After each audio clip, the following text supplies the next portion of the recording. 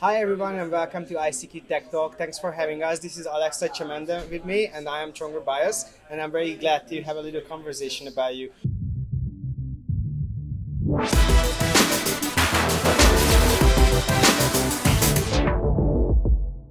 So could you start with a short introduction and tell us how did you get into tech? Sure. So we launched the company with my co-founders in 2013, and we in Paris, and the point of the company was to monetize an app's audience with better ads, better ad technology, and we got into Y Combinator in 2014. We moved to the US, and that's sort of where it all started. And from there, we sort of expanded the company, merged, sold the business, and now we keep expanding the business. And I also since then started investing in companies. So I'm invested in about 30, 40 companies so far. And so I'm trying to really be active in the tech space, both in the US and Europe, specifically France, but Europe in general. Gotcha. Tell me a little bit more about your YC experience. You were the first French company, as far as I know, to get into Y Combinator, right? Yeah. Can you tell me about a little bit about the program and what were your biggest takeaways from that? Sure. So it was actually really fun. I think that it was by far, I think the most intense experience we've been through. It's so the program itself. It's 3 months. So for us, it was January 6th. We had to move there. It was in Mountain View. We moved there. We got a house, an apartment that we share, the three of us, and it's basically work day in, day out. From we used to get up very early because we had the customers in France, so with the time zone it was hard to manage. 6-7 a.m. we were starting to work on our European customers, and then during the day on the US customers, and then we would stay late to treat the European customers in the morning. It was very interesting for us because we didn't have any sort of network in the US, so it allowed us to meet with other founders, the YC partners who have a great network, great feedback. It also allowed us to be in the same boat as other companies. So a lot of companies are struggling at the same time. And what's good about YC and in general, I think what I liked about it is that we were able to work with other companies of different stages. So let's say 3 companies, A, B, and C. C could be going through some potential issues that B is going to face in 2 months, and maybe the issues that C is facing, company A faced them 3 months ago. So everybody sort of shares that feedback. It's sort of Alcoholic Anonymous for startups. You share your problems, you share your successes. That was really helpful, and it really allowed us to penetrate the US market a lot quicker. So it was really intense, but really worth it, really fun. Have you considered applying to other accelerator programs? I mean, there are tons in Europe and in the US. Why did you choose YC? To be fair, we didn't apply to any other incubator or accelerator. We chose YC because at the time we launched the company in Paris, and we were avid readers of Hacker News, which is Y Combinator's blog. And for us, it wasn't, let's look for an incubator or accelerator. Let's apply to a few and let's see who accepts us. For us, it was, we would love to do YC, specifically YC. And so let's apply. If we get in, that's great. If we don't, maybe we'll try again. But at the very least, we didn't want to go for any accelerator. Aside from Hacker News, which obviously is a great community that we've sort of been part of for a while, I think that there's a lot of premium, let's say, companies coming out of YC. So the network, the experience that those partners have, the YC partners have, if you look at it now, this partner network is incredible. But even in 2014, it was, I think, by far the best sort of program that there was in the US. So for us, there was no doubt that this was the one that we wanted to do, and we didn't really believe at first that we could get in because no other French company got in. And then we got the interview, so we went to an interview, and then we finally got an offer. So yeah, eventually we were very excited to get in. Yes. Actually, in Hungary, we only have had so far one company that went through YC, and they are really crushing it. They are growing highly. Well, how can we make more companies get accepted to YC? I guess more should apply, but do you have any tips for the application? What should funders do to have better chances of getting in? Sure. So one thing they can do is they can send a check to Michael Siebel. No, so a few things. I would say that I often see European applications and what they send to YC. I think a lot of them don't realize. There's obviously all this stuff about making your application shorter, just straight to the point, and things that Americans take for granted, but Europeans, we don't necessarily know how to do that efficiently.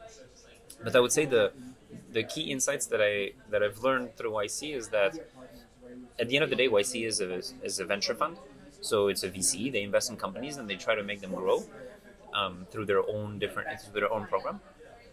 And a VC operates with the distribution of successes for a VC is very much bizarre. So 1 or 2% of the companies that they invest in will generate 99% of the returns, probably 99.9% of the returns. So if you look at it from this perspective, you understand that YC would prefer to invest in a company that has 1% chance of becoming a $10 billion company than to invest in a company that has 50% chance of becoming a 30 million company. And so I think this is very counterintuitive, because if you think at it from a personal perspective, you think if I have a 50% chance to make 30 million or 1% chance to make 10 billion, I'll go for the 50% chance to make 30 million. But for a VC, it doesn't work that way. And so from the application, I think that has to stand out, is the ability, it's a small chance, of course, nobody can predict the future. So it's a small chance, but the narrative should really be, damn, it's going to be really hard, it's going to be really painful, there's only a small chance we succeed, but if we do, we're going to be the best company in the world to do that. I think that mindset is hard to find in European companies. So that's one thing I'd really focus on. And another thing I see sort of missing in those applications is the combination of the long-term vision and the short-term execution. And so a lot of companies are dreaming big, but they don't have a short-term plan to execute. So like, I want to be the next Facebook or Uber, but then don't have the middle steps to get there. And then some companies do the exact opposite.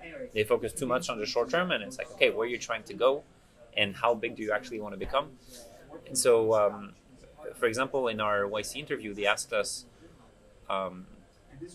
this was like 3 minutes in the interview, they asked us, how can you get to $1 billion in revenue next year? And we launched the company 3 months before the interview. And they asked us, okay, next year, how can you get to $1 billion in revenue? And so this mindset is really different. So I think that's what should stand out in the application. A combination of a long-term vision. I want to be big, I want to do this, but I'm going to start with a smaller market, dominate that market, and be a leader in a niche market. Those are the two things that I would say are missing from a lot of the European applications that I'm sort of looking at.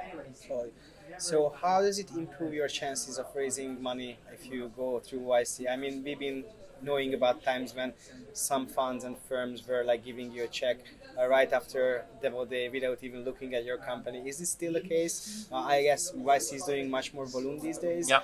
Is this like, again, a guarantee for a firm's term sheet if you go through YC? So, I mean, it's never been a guarantee. I think in the past, obviously the fewer companies, the just from a pure demand, supply and demand perspective, the fewer companies you have, the more VCs will be interested. And then the more companies you add in the batch, so right now YC runs at about 130 or 150 companies per batch, I believe. It gets close to 200 companies per batch, which means 400 companies per year. So from a pure supply and demand perspective, there is an impact on how quickly you sort of get those VCs interested. However, the platform that they built around Demo Day allows you to quickly filter out the VCs that you want to talk to. VCs can select which companies they're interested in. So as a founder, when you pitch on Demo Day, you have an app, you see what VCs liked you, so then it streamlines the entire process. You see which VCs liked you. You can decide, okay, I want to talk to this VC first and this VC first, and then you set up all the meetings through the app. It automates everything for you, which means that this entire process that could have taken weeks or months now takes half a day. So from that perspective, it's still a lot easier. And there is a sense of, if YC accepted you in the program, it means that you have something valuable. Are they ready to throw cash at you? Maybe not, but are they ready to listen very actively and be ready to deploy the checks when needed? For sure. Yeah. Can you tell me a little bit about the most recent things that YC does, for example, Startup School and the Investor School, and how they are trying to democratize the knowledge for not obvious locations and to at a more scale? Yeah, so they've done a lot of interesting stuff. So actually, they've opened for the first time an interview center in, I believe it's in Paris. So they've opened one in, correct me if I'm wrong, I think it's in Africa, and one in Paris. So they're trying to really get access to more companies internationally. Obviously, there's been a bias historically on US companies, and then they've sort of tried to expand. The partners from YC are now doing a lot more international talks, and they're meeting with a lot of international founders. They're doing a lot of office hours worldwide. And this or the next batch will be the first batch where there are interviews held in Paris and Africa, and not just Mountain View. This is a first in YC's history. This startup school, they facilitate introductions from folks who are not in YC and YC founders. So they're really trying to, yes, democratize is the right word, the access to capital, access to just evangelizing the possibility of launching a company. So I think in the past 12 months, they've done more international talks than they've done in 6-7 years, probably. Before that, we couldn't get Michael to come today. Yeah, but you got me, so.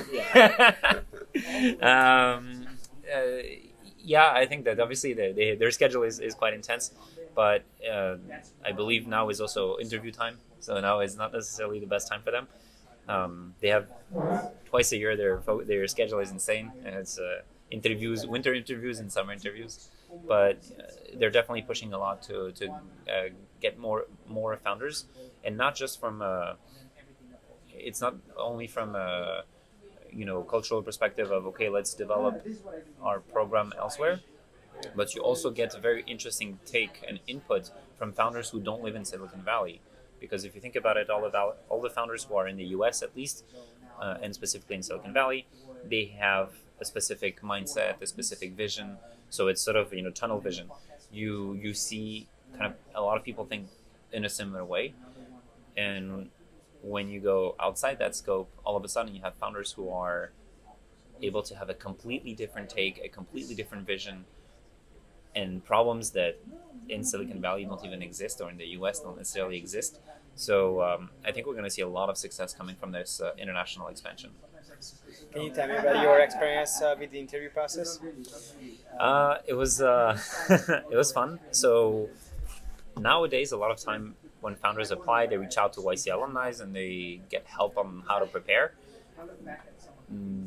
Prior to us, there was no French company in the program, so we didn't really have anybody to reach out to. And at the time, we were students, so we didn't have any network. We didn't have any sort of idea of where to start. So we just went to the interview very naive, and we started preparing for the interview actually. When we went for the interview, we went to San Francisco for 3 days. We decided to rent a Mustang. We felt like, hey, if we don't get into YC, at least we will have some fun in a Mustang car. And so we rented a Mustang, and on the ride from our apartment to the interview, that's when we started really preparing for the interview. So we had a 45-minute drive from San Francisco to Mountain View, and that's where we prepared our interview. I say prepared. I think it was fun for us because we took it very lightly. We didn't believe that we would get in. So we took it very lightly, and we thought, okay, you know what? We know our business. Nothing to lose. It's what? Nothing to lose. Well, yeah, nothing to lose, everything to gain. So it's like, okay, might as well give it a shot and let's see. I think we knew our business very well. We didn't know market. We didn't market expectations. We didn't know what YC expects from us because we didn't talk to a lot of founders, or any founders for that matter. But we did know our metrics. We did know our business, and we had sort of good elements in our company. I think what was surprising to us, and to me specifically, is that the interview is 10 minutes long, and we open that door and we go to sit across the table from them, and we're not even past the door yet, and they're already starting shooting questions. Wow. And then it's just 10 minutes of somebody shooting bullets at you with, what's your business model? What's the size of the market? Who are competitors? What is your margin? What is your expected revenue next year? Like, okay, why do you think that people actually need this? Why? And you have so many questions coming in. It's you come out of this and you think it was a 2-hour interview, and then you realize it's only 10 minutes. And they put a timer actually on their phone. So the interview starts, they put the timer on their phone for 10 minutes, and they put it there. So as soon as it rings, okay, thank you, bye-bye. And so it's a very sort of express, very expedited interview, but they get into a shit ton of details, and it's amazing to see how much into detail they get. Obviously, they've read your application before, so they know who you are when you enter the room. So they go into a super detailed level of your company, of your market, and I was really impressed with how much they knew already. So shooting bullets by experts or by somebody who really understands the market well was really surprising. And then at the end of the interview, they asked us if all 3 founders would move to San Francisco or to California for YC. And one of my co-founders, it wasn't necessarily planned for him to move. And so we were asked to wait outside. Usually they would send out an email or call you. Yeah. So they call you if you get in. They send you an email if you don't get in. And that's at the end of the day. But they've asked us to wait outside. They've talked between YC partners. And Geoff Ralston came out and he said, okay, let's have a talk outside. So we took a walk out around YC. And he said, okay, guys, like, we love the business. We love what you guys are building. But we would really need all 3 founders to move, and this is a deal breaker for them. And so we sort of, as we were walking, we looked at our co-founder who wasn't necessarily planning on moving, and it's like, okay, what do you think we should do? And then he understood, obviously, that it's a great opportunity, and so on the spot he said, like, yeah, okay, if that's what, if we need all 3 for us to be here, then I'll be here. So he accepted, and as soon as he said that, Geoff said, okay, like, no responses, on the spot. Yeah. But we already had a really good feeling. So then we went surfing. Nice. And then you got the acceptance email. And then we got the call. So it's a call if you get in. Okay. So we got a call. We went to a French wine bar in the evening, and we thought, we'll be at a bar. We'll have reception. So if it's a call and we're happy, we're already at the wine bar, we can celebrate. And if it's an email, we can drink and forget. So Nice. One way or another, I think it turned out it would have been fine. Happy that it turned out well. Yeah. So tell me a little bit about what's up on the other side of the table. How do you feel in your role of not just building companies, but actually investing in companies? I think it's fascinating for me for so many different reasons, but I think working with other founders who are experts in their markets is really, it has been able actually to help me a lot on my day-to-day, because they implement a lot of things on their end, and I look at them and I'm like, all right, this is actually a really good idea. We should do that internally. Or purely from an intellectual curiosity to see the level of advancement that they have on their market. So it's definitely, for me, it's a much easier, let's say, easier task. It's sort of, somebody said today, like cheering from the sidelines, and it's like, yeah, go, you can make it. It's a lot easier than actually building it yourself.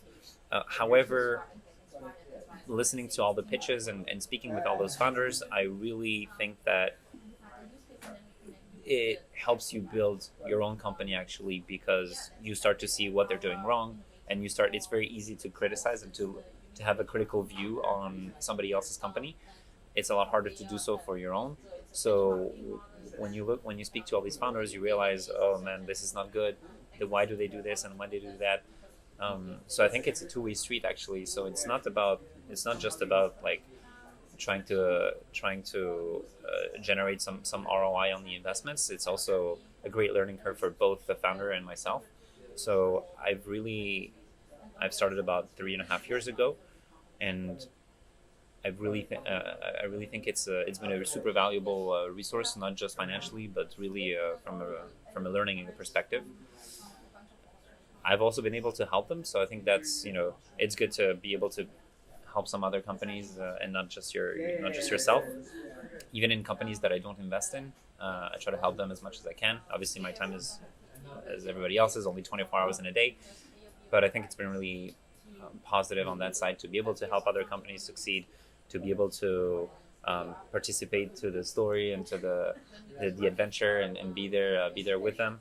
I think a lot of the help that I've been providing is also just founder, what I call psychology sessions, because there's a lot of founder. I think YC said at some point that more than half the companies that fail because of a founder dispute, which is an insane statistic. And so, if you look at if you factor that in, then all of a sudden you realize how important it is to make sure that things are smooth. And for founders, it's really helpful, I think, to have somebody on their speed dial who, let's chat 5 minutes for something that can be obvious or not obvious, but it can really help day-to-day or even long-term topics. Yeah, I think this is one of the reasons why we are organizing this event, because in this part of the world, actually it's not the same concentration of these people like in a valley or like in a YC batch. Yeah. So this is the thing why we are doing this, and thanks so much for being here, and thanks for this interview. Yeah, it's been a pleasure. Honestly, the event was fantastic. It's not finished yet, but it's really been great to talk to these founders, and what you recreated here with the office hours is really what I enjoy when I invest in a company, is to have that deep conversation with the founder and to see how they struggle, where they struggle, and to see sometimes to bring a very simple solution. So I'm excited about the event, and yeah, I definitely want to be here next time. Amazing to have you in Budapest. Thanks so much again for your time. Yeah, of course, Pleasure. anytime.